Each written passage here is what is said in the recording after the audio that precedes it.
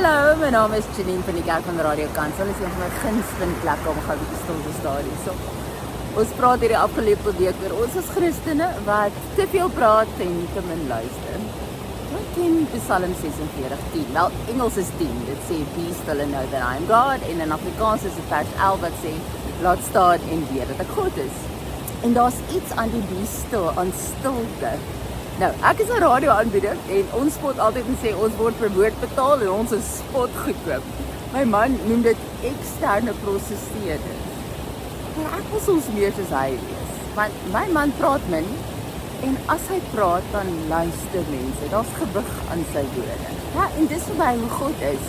Hy het vir ons sy woord gegee en dit was klaar gepraat.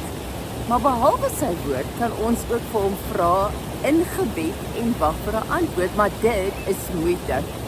Dit vat moeite vir 'n fisiese mens met fisiese ore om te wag dat 'n geestelike God met jou kommunikeer. Maar as jy verwag dat hy sal, dan sal hy.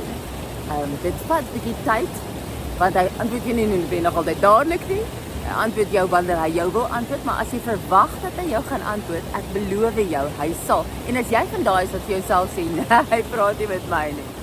Ek het dit geglo vir 12 jaar. Baie oortuig. Elke boek gelees wat ek kon nooit sy kon nie hoor nie. Ek het geglo kon nie.